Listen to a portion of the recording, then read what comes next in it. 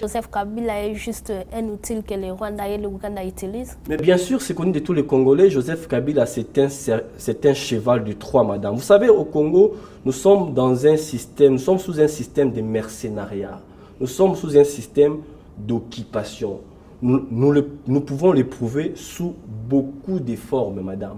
Moi, personnellement, étant que Congolais conscient, étant que Congolais. Donc, au nom de Jésus-Christ, nous bénissons le Congo Promo. Amen. Volanda Congo Promo, donc, si tu es quelqu'un qui tout. Rafingindu, ou à Boston, et comme peut tourner à Bissau. Congo Promo. En tout cas, Bissau de Ginzambete, Moboulou. Avec Rafingindu, Congo Promo ne tombera jamais. Balala et parole du maître. Piccolo Congo Promo Ndé. Trois fois Congo Promo TV, ou à Boya Sal Mokilina, Essia. Ouais, Balobi Rafingindu. Congo Promo toujours, grande puissance. Camon. Congo Promo qui torcos net in a film. Congo Promo babundana nango. Babundana nango. Ce qui est toujours à Boston ou en Raf. Congo Promo. Monde entier international. Congo Promo numéro 1 c'est tout. Bonsoir chers amis du Congo émergent, nous voici nous retrouver ce soir sur notre plateau avec notre invité du jour, M. Cédric Ekofo. Bonsoir M. Cédric. Bonsoir Madame Dorcas Patience. Pour ceux qui ne connaissent pas M. Cédric, veuillez vous présenter s'il vous plaît. Oui, moi je me nomme Cédric Isaac Ekofo. J'ai un DUG en droit et une maîtrise en droit privé des affaires à l'université Ibn Khaldoun de Tunis en Tunisie. J'ai continué mes études de sciences politiques en France, à l'université de Picardie Jules Verne. À ce titre, je suis donc consultant en communication politique et consultant juridique. Ici, je parle comme président et initiateur du mouvement des jeunes pour la renaissance du Congo. Merci beaucoup. L'actualité de la République démocratique du Congo reste dominée sur plusieurs sujets, notamment le discours du président Joseph Kabila du 30 juin 2016 sur la conférence de presse de M. Lambert Mende, et aussi l'actualité est restée dominée par le massacre de Beni. Alors, je ne tarde pas à poser la première question à M. Cédric. Avant de commencer, je vais poser une question concernant ce qui s'est passé ici à Dallas. Il y a eu au moins 5 policiers qui ont perdu leur vie par rapport à un événement qui s'est passé le mercredi ici à Dallas. Et comme vous vivez ici, pourriez-vous nous parler un peu de cela? Merci madame pour cette question, à mon sens, je trouve très épineuse. Vous savez, nous ne pouvons que déplorer ici la mort des 5 policiers pendant l'exercice de leur travail. Mais à ce sens, il faut aussi condamner la négrophobie et comprendre l'exaspération des populations noires américaines. Merci beaucoup. Ce sont ces analyses par rapport à ce qui s'est passé. Mais je vais poser la première question. M. Cédric, du 30 juin 1960 au 30 juin 2016, quel bilan faites-vous par rapport à l'indépendance de la République démocratique du Congo? Vous savez, madame, nous, au sein du mouvement des jeunes pour la renaissance du Congo, nous considérons que le Congo n'a jamais été indépendant. Pourquoi je dis cela? Parce que le mot indépendance est strictement lié à la notion de la souveraineté, qui est un droit pour le peuple de disposer d'eux-mêmes. Cela veut dire quoi? Cela veut dire que ce droit permet au peuple de choisir librement leurs dirigeants politiques, leur modèle économique et leur modèle social. Alors qu'au Congo, ça n'a jamais été le cas. Laissez-moi vous rappeler quelques faits historiques ici. En 1960, Patrice Emery Lumumba était la figure de proue de l'indépendance congolaise. Pour gouverner, on lui a imposé Kasavubu. Comme toujours, les stratèges nord-américains, avec leur modus operandi qui ne change pas, ils ont sémé les chaos pour nous imposer Mobutu pendant 32 ans. 32 ans de pillage, où on a mis l'administration chaos. On a instrumentalisé une rébellion pilotée par le Rwanda et l'Ouganda pour nous ramener Laurent Désiré Kabila au pouvoir. À sa mort, on nous a imposé Hippolyte Kanambe, alias Joseph Kabila, qu'on appelle, qu'on nous raconte que c'était son fils. Ça, c'est pas moi qui l'ai dit. C'est Mobaki qui l'a dit dans l'une des matinées politiques de l'IDPS, qu'on avait imposé à Thabo Mbeki de les imposer Joseph Kabila. Donc je ne vois pas comment est-ce qu'on peut parler d'indépendance dans ces climats. Monsieur Cédric, Joseph Kabila a été élu, on ne s'est pas imposé Joseph Kabila, mais il a été élu aux élections. Madame, vous savez, l'élection dont vous dites, dont vous parlez ici, de Joseph Kabila, je pense que ce soit celui de 2000... bon, parlons de celui qui est récent, c'est celui de 2011. Cette élection a été attachée de beaucoup d'irrégularités. Ici, on a même invoqué, on a parlé du hold-up électoral. Je pense que ces élections n'ont pas été libres, transparentes et démocratiques. Et dans ces conditions-là, je ne pense pas qu'on parlera d'un président élu. Moi, je pense que la question était très importante, mais que nous pouvons l'aborder autrement. Moi, je pense qu'il faut plutôt ici essayer de faire les bilans de la gestion de la République démocratique du Congo sous les Belges, sur la République démocratique du Congo sous les autochtones, madame. Vous savez, de 1908 à 1960, si je ne me trompe pas, ça fera 52 ans que le Congo a été dirigé par les Belges. Sous la gestion des Belges, le taux du budget de l'éducation a été de 10% élevé que maintenant. La santé, on avait 600 hôpitaux à l'époque et 300 centres de santé. Les infrastructures, on ne peut pas parler de routes comme on peut en dire aujourd'hui, mais il y avait des routes en terre battue. Juste une petite anecdote, mon père me racontait l'autre fois que quand il a quitté sa province pour venir à Kinshasa, avec un seul billet, il a pu prendre les bateaux, le bus et les trains. Donc aujourd'hui, si vous faites le même bilan de 1960 à 2016, vous allez voir que le Congo est tombé très bas. Le Congo est tombé très bas à tel point que nous ne pouvons même pas parler d'un État. Donc on parlera d'un État manqué ou d'un État raté. C'est comme ça, je lis sur votre page Facebook que vous avez parlé que mieux vaut que le Congo puisse faire un État fédéral avec le Belge. Donc vous pensez que nous devons encore faire un pas en arrière et tourner chez le Belge pour être indépendants ou quoi? Vous savez, madame, c'est plutôt vous qui parlez d'un pas en arrière. Vous savez, c'était une idée qu'on avait proposée et c'était une idée qu'on peut étudier davantage. Moi, j'ai parlé d'une confédération d'États. Et dans ce sens, je mettais l'accent sur l'aide des Belges de refonder ou de mettre l'administration congolaise en marche. C'est une idée que j'assume. Vous savez, dans une situation de crise, tout Congolais a le droit de donner son point de vue. Cette idée m'est venue suite à l'incapacité, je dis bien suite à l'incapacité chronique de la classe dirigeante ou de la classe politique du Congo, à tel point que les Congolais ne croient plus en leur pays. Pourquoi pas penser à cette idée? Mais j'avais appuyé cette idée beaucoup plus sous un sens administratif. Et je l'assume.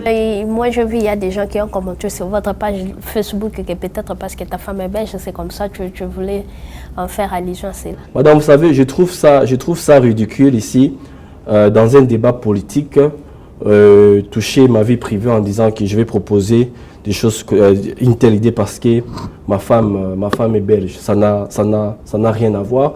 Ma réponse face à ces gens-là, c'est franchement, je peux réserver que du mépris, c'est ridicule. Ok, je passe à une autre question. Comment analysez-vous le discours du président Joseph Kabila du 30 juin 2016? Vous savez, madame, nous les Congolais, nous devons arrêter avec la naïveté et la complaisance, madame. Vous savez, moi je suis le discours de Kabila depuis 10 ans. Laissez-moi vous dire que depuis 10 ans, le discours de Kabila ne fait que se ressembler.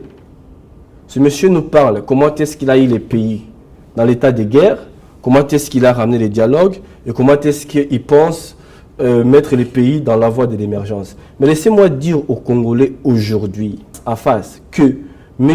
Kabila n'est pas un politique. M. Kabila est un militaire qui est au Congo pour accomplir une mission que je résumerai ici en 3 sections. Première section, la mission de M. Kabila au Congo, c'est quoi? C'est de faciliter l'annexion du Sud et du Nord Kivu au Rwanda. Sa deuxième mission, c'est quoi? C'est réduire la population congolaise de moins de 40%, madame. Vous savez, j'ai lu récemment un livre ici. Le titre, c'est « Faut-il détester la Russie ?» L'auteur, c'est Robert Charbin. dans la page 64, dans la page 64, nous pouvons comprendre tout simplement que les projets que Hitler avait mis en place, voulais-je dire, pour envahir la Russie, c'est les mêmes projets que le Rwanda et l'Ouganda ont mis en place pour occuper nos territoires. Donc vous voulez dire que Joseph Kabila est juste un outil que le Rwanda et l'Ouganda utilisent? Mais bien sûr, c'est connu de tous les Congolais. Joseph Kabila, c'est un cheval de Troie, madame. Vous savez, au Congo, nous sommes sous un système de mercenariat. Nous sommes sous un système d'occupation. Nous pouvons l'éprouver sous beaucoup de formes, madame. Moi, personnellement, étant que Congolais conscient, étant que Congolais avisé, étant qu'acteur politique, madame, je n'attends rien de Joseph Kabila. Sur le plan, parce que les gens attendaient que ce monsieur puisse lever le flou sur la situation qui gangrène les pays. Les gens attendaient que ce monsieur enlève le flou sur son futur politique.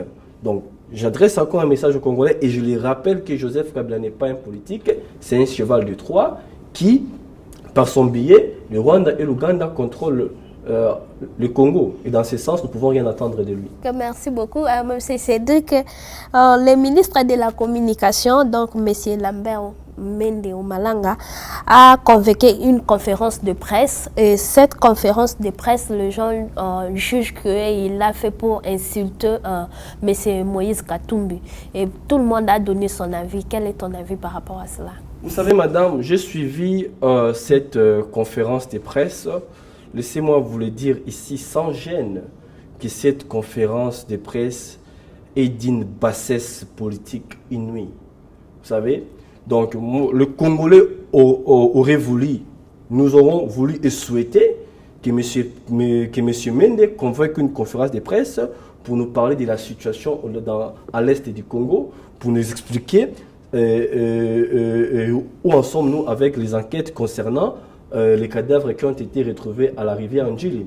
Et vous savez, M. Mende prend son temps pour nous parler de l'ignorance de M. Moïse Katumbi. Laissez-moi vous dire ici qu'aucun Congolais n'ignore l'ignorance de M. Moïse Katumbi. Tout le monde le sait que M. Moïse Katumbi est imprimérien, que M. Moïse Katumbi n'est pas assez éduqué et M. Moïse Katumbi n'est pas assez formé pour diriger ces grands pays comme le Congo. M. Mende n'avait pas à nous rappeler cela. Il fallait plutôt qu'ils abordent, ou encore qu'il aborde les questions que les Congolais ne savent pas, peut-être sur la personnalité de M. Moïse Katumbi, sur sa gestion au Katanga, province du Katanga, qui est caractérisée par la patrimonialisation des biens de l'État, les conflits d'intérêts. Et aujourd'hui, il faut souligner que même en dirigeant une province aussi riche, M. Moïse Katumbi, acquittant le gouvernement de Katanga, a laissé cette province avec une dette lourde auprès des banques commerciales. Et au sujet de sa personnalité, ce n'est pas moi qui l'ai dit, c'est M. Mouyambou qui dit que la personnalité de M. Moïse Katumbi, caractérisée par l'extorsion des biens des citoyens, le tribalisme, le trafic d'influence. Ici, je ne citerai pas, plutôt, voulais-je dire, l'affaire de M. Kabasele Mwamba. Et, laissez-moi finir s'il vous plaît, et l'auteur énumère ici, il dit que M. Moïse Katumbi est un ennemi de la démocratie, des libertés de l'expression. Est-ce que les Congolais ont-ils déjà oublié comment est-ce que M. Moïse Katumbi a traité le joueur de l'ASV Club au Katanga? Nous le savons tous, madame, que les joueurs de l'ASV Club ont été au Katanga pour jouer au match de football contre le tout-puissant Mazembe Yahi Sekiahi. Je n'ai pas à le dire ici à la télévision, tellement que c'est indécent. Je demande aux Congolais, il y a des documentations, de faire des recherches et ils trouveront. Mais c'était juste une équipe, donc il n'y a personne qui aille à gouverner et sans avoir rien du mal peut passer. Peut-être c'était un incident. Madame, suite à cette question, laissez-moi vous dire une chose, que M. Moïse Katumbi ne peut pas vouloir la mise à mort de Joseph Kabila. Dans la mesure où c'est Joseph Kabila qui a fait venir M. Katumbi au Congo après son exil suite à une affaire d'escroquerie de Mosée Laurent Désiré Kabila par rapport à l'achat des armes. Ça, c'est de 1. Et de 2, qui ont installé les PPRD au Katanga? C'est M. Moïse Katumbi. Qui nous ont dit que Joseph Kabila était Katangais? C'est M. Moïse Katumbi et Kyungu Wakumanza. Laissez-moi vous dire une chose encore bien clairement, c'est que M.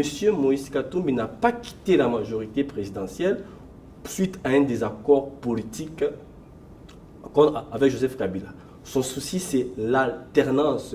Assoiffé des pouvoirs qu'il est, son souci, c'est l'alternance pour diriger les pays jusque-là. Monsieur Cédric, nous tous, nous le savons, tout ce que vous venez d'énumérer, nous connaissons cela. Mais d'ici peu de temps, M. Moïse Katumbi s'est déclaré déjà qu'il devient opposant.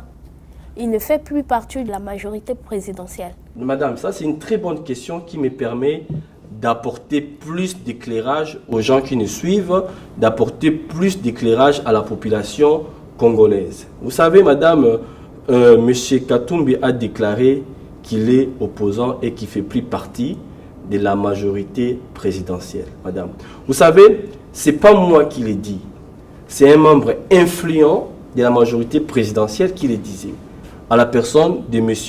Zakari Bababaswe, qui disait qu'il y avait une scène, encore un scénario qui s'est préparé au modèle russe. Cela veut dire quoi? Ça veut dire que c'était prévu. Et puis, ces scénarios, ces schémas étaient proposés par l'ambassadeur Katumba Moi, qui est déjà mort. Donc, ces schémas voulaient que Moïse Katumbi soit le président de la République et Joseph Kabila soit le premier ministre. Alors, à la mort de Katumba Moi, ce schéma a complètement changé. Donc, dans ce sens, nous comprenons les caprices d'un enfant gâté. Je rappelle ici que Moïse Katumbi n'a pas quitté la majorité présidentielle suite à un désaccord politique majeur.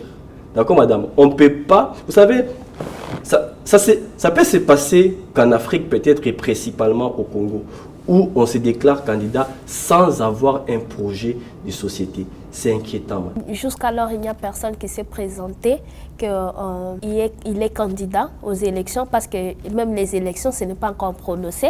Peut-être que quand les élections seront prononcées, tout le monde va se présenter comme des candidats et ils auront leur projet de société. Je l'avais dit ici dans cette émission que de ma part, j'ai jugé la candidature de M. Moïse Katumbi précoce et prématurée. Parce qu'aujourd'hui, la lutte, les combats de tous les Congolais se résument sur l'application de l'article 64 de la Constitution congolaise.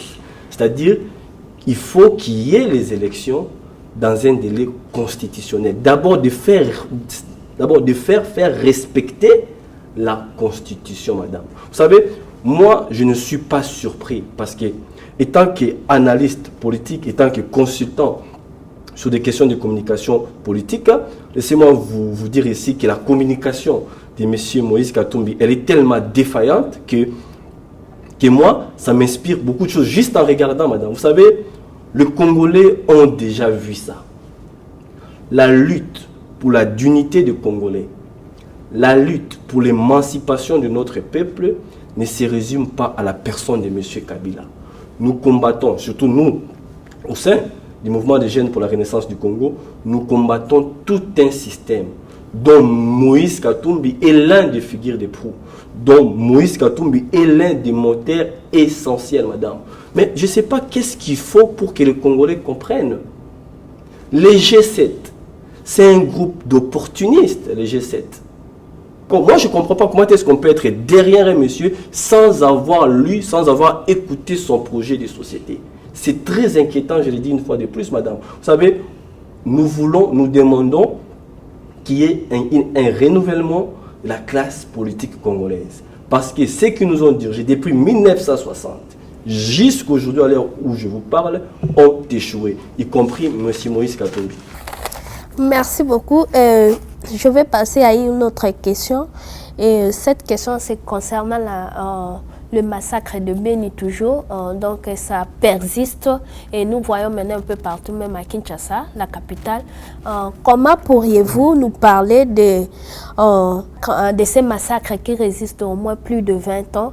Pensez-vous que cela devient une banalisation au peuple congolais? Madame, une très bonne question. Vous savez,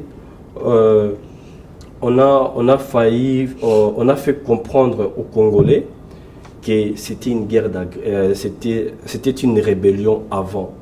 Vous voyez? Mais aujourd'hui, nous comprenons tout simplement que c'est une guerre d'agression, madame, qui dure. C'est une guerre perpétuelle, madame. Aujourd'hui, les massacres de Beni entrent dans le cadre de la mission de Joseph Kabila au Congo. Je viens de l'énoncer ici, c'est de lui d'éliminer ou de diminuer la population congolaise de moins de 40%. C'est le même schéma que Hitler a utilisé pour envahir la Russie. Vous voyez, madame? Donc, quand on tue des Congolais, c'est qu'on les remplace par des rwandophones, madame. Et la question de la redéfinition de nos frontières, qui se trouve même dans l'accord de l'Émirat, vient davantage appuyer cette thèse. Vous voyez? Donc, moi, je pense qu'en parlant de la banalisation, oui, parce que je ne peux pas comprendre comment est-ce qu'il peut y avoir une aussi grande, une telle mobilisation autour de la mort de Papa Wemba, mais qu'on ne parle jamais de plus de 8 millions de morts, plus de 9 millions de morts. Aujourd'hui encore, ces massacres continuent et qu'il n'y a même aucun mot de la part de notre gouvernement, madame. C'est irresponsable et il faut le dénoncer. D'après vous, donc, ce Joseph Kabila, c'est un instrument qui est utilisé par les Rwandais et les Ougandais, oui, par rapport à ce massacre-là? Oui, mais je l'ai dit ici que Joseph Kabila était un cheval de Troie. Il est là pour accomplir une mission, madame. Regardez, aujourd'hui, le Congo est redevenu à la situation où il était à l'époque, ou encore en 1885, si vous voulez. C'est-à-dire que le Congo était un territoire qui appartenait à personne, où tout le monde venait piller nos ressources. Aujourd'hui, on a une guerre d'agression au Rwanda. Qu'en est-il de Kayemba, où les Angolais pillent notre pétrole? Aujourd'hui, on vient de nous rapporter qu'au niveau de Kisangani, les sites soudanais ont implanté leur plateau. Et il n'y a aucune réaction de la part de notre gouvernement. Tout ça laisse à comprendre.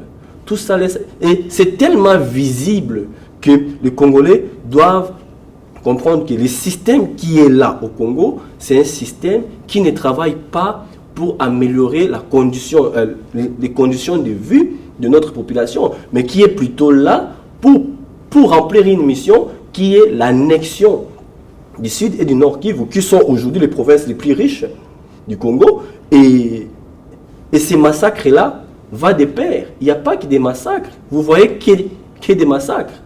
Aujourd'hui, ces massacres, c'est transporté jusqu'à la capitale. Ne parlons pas de la famine et de l'abrutissement de nos populations. Donc tout ça vient étayer davantage cette thèse de l'occupation. C'est visible maintenant, madame. Merci beaucoup. Et j'aimerais vous poser une autre question. Et cette question, parce que c'est très importante, parce que nous nous approchons de la date historique auquel tout le peuple congolais sont tentés vraiment d'attendre cette date-là. On appelle cette date historique. Donc, c'est la date du 20 décembre 2016 auquel le mandat de Joseph Kabila prendra fin. Alors, monsieur Cédric Ekofo, quelle analyse faites-vous? Que pensez-vous après cette date-là? Que pensez-vous de la date du 20 décembre 2016? Vous savez, madame, comme vous venez de le dire, cette date elle est très capitale pour les Congolais. J'aimerais quand même rappeler à nos populations ici, aux Congolais, que le Congo n'est pas un petit pays. Quand on parle du Congo, on parle d'un grand pays. On parle d'un pays qui a fait de la Belgique 4e puissance mondiale dans les années 1960. On parle d'un pays où sur le plan géostratégique ou géopolitique, revêt beaucoup d'importance, madame. Alors, le Congolais, on nous a toujours volé notre liberté. Cette date serait une date très très importante pour que nous puissions nous réaffirmer en tant que peuple comme le définit Bordier, c'est-à-dire un peuple responsable, uni et fort. Cette date est très importante dans la mesure où nous autres Congolais, nous pourrons décider seuls de l'avenir et du futur de notre pays, madame. Et aujourd'hui, concernant cette date, nous voyons déjà qu'il y a un schéma qui se dessine. Ça serait celui du dialogue. Alors, vous savez, en politique, il faut toujours dialoguer. Le dialogue, c'est une très bonne chose en politique, madame. Mais je voudrais, avant de continuer, d'ouvrir juste une petite parenthèse ici, pour rappeler aux Congolais, ou encore pour dire un mot par rapport à ce qu'il y a eu à Bruxelles, dite conclave. Madame, Monsieur Cédric va y arriver. Ah, d'accord, parce que c'était une question très importante. Oui, on va y arriver. En tout cas, par rapport à cette date, moi j'appelle les Congolais à la responsabilité. J'appelle la jeunesse. Qu'on ne nous instrumentalise plus. Décidons seuls de l'avenir de notre pays. Car un peuple uni, fort, debout, est plus fort que l'impérialisme. Ok, merci. Et maintenant, nous allons arriver à cette question du conclave de l'opposition qui s'est passé à Belgique. Mais Cédric, quelles sont d'abord vos analyses par rapport à cela? D'abord, par rapport à cette question, ma réponse aura 3 volets. Premièrement, je vais parler d'un volet historique. Et puis, je vais parler d'un volet financement, parce qu'il faut savoir aussi également. Et puis, à la fin, je pourrais parler de ce qui pourrait se dessiner, madame. J'ai vu, comme tout autre Congolais, l'engouement qu'il y a eu lieu autour du conclave, où certains Congolais, méprisant leur propre histoire, disaient « Non, ce conclave a un caractère historique ». Mais laissez-moi vous dire que ça n'a rien, absolument rien d'historique, ce conclave, madame. Vous savez, tout dialogue, tant qu'il ne rencontre pas une bonne volonté politique en face, rien ne s'est fait, madame. Et la nature même, la nature politique... Monsieur Cédric, laisse-moi vous dire qu'ils ont dit qu'il est historique dans ce sens que l'opposition congolaise ne sont jamais unis, n'ont jamais été unis ensemble.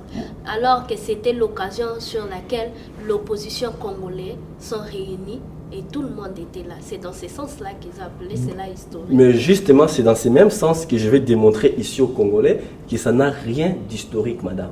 Vous savez, si vous dites que le conclave a une valeur historique, moi je vais vous demander, est-ce que savez-vous que la table ronde était un conclave aussi? La conférence nationale souveraine, l'ISORAD, l'Union sacrée de l'opposition radicale. Où en sommes-nous? Où en sommes-nous, madame? Vous savez, au Congo, on assiste souvent à une répétition successive des faits et des choses qui n'aboutissent souvent pas. Et la nature politique de ces conclaves, c'est ce qu'on appelle en jargon politique alliance. Vous savez, les alliances de circonstances sont très dangereuses en politique, madame. En politique, pour faire des alliances, il faut d'abord avoir une même idéologie politique. Il faudrait que les projets de société, des gens qui vont faire l'alliance, aient des points communs. Alors que, bon, déjà, c'est commun hein, dans notre culture politique. Il n'y a pas d'idéologie politique. Au Congo, on a des partis politiques personnifiés. Je vous concède cela. Mais il faut savoir que les alliances de circonstances n'aboutissent pas, madame.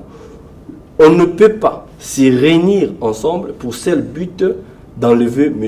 Kabila au pouvoir, madame. Et au fond même de ces conclaves, tout ce qui a été sorti comme résolution, ce n'est pas nouveau. C'est ce que les Congolais disent, c'est ce que les Congolais demandent, et c'est ce que même ces partis politiques-là disent de manière séparée. Voyez-vous? Donc, moi, je pense que c'était une rencontre des amis, certes, de la classe politique qui a été incapable depuis 56 ans pour diriger les pays, et ça ne nous avancera en rien. C'est une pire des distractions. Je demande aux Congolais. Qui a financé? Oh, mais madame, vous savez, je vous ai dit ici que je suis également consultant dans les questions de communication politique. Qui a financé ça? Je vais vous renvoyer à l'un des interviews de M. Moïse Katumbi, où on lui posait la question de savoir qui s'est déclaré candidat de la République, avec quel projet politique et avec quel parti politique. Il avait dit lui seul Personne n'était derrière lui. Il a dit lui seul qu'il comptait réunir. Il a dit que lui comptait réunir l'opposition, madame. En tout cas, pour être clair, je pense que les gens qui ont financé ces conclaves, c'est dans l'entourage de M. Katebe Katoto, ses amis industriels, et aussi il y a aussi une part d'argent qui vient de M. Moïse Katumbi. Ok, monsieur Cédric, alors pensez-vous que les conclaves n'aboutit à rien donc? Bon, je dis qu'avant, tous ces réunions de l'opposition n'aboutissaient à rien. Bon, cette fois-ci, nous restons en réflexion, nous sommes en train d'observer. Mais moi, personnellement, je l'observe avec beaucoup de scepticisme parce que je me dis que ça risque d'être une distraction de plus dans la scène politique congolaise et aux yeux des Congolais. Ok, merci beaucoup. Nous nous tendons vers la fin de notre émission. Monsieur Cédric, que pourriez-vous dire au peuple congolais qui nous regarde à ce moment? D'accord, mais mon mot de la fin serait de dire aux Congolais une vérité. Madame, moi j'aime le Congo. Le Congo est une passion pour moi. Dans la lutte que nous menons pour la libération de notre pays et l'émancipation de notre peuple, nous avons deux types d'adversaires. Il y a ceux qui s'assument. Il y a les adversaires, donc je veux dire qu'il y a deux types d'adversaires. Il y a les ennemis du peuple qui s'assument. Ici, je peux citer Joseph Kabila, Mende, tous ces clans-là. Il y a aussi les ennemis du peuple qui s'ignorent. Là, nous pouvons voir Moïse Katumbi, les amis de Moïse Katumbi, tous ces gens-là qui le suivent sans avoir entendu ou vu de lui un projet de société, madame. Et il y a de ceux-là qui combattent pour le peuple.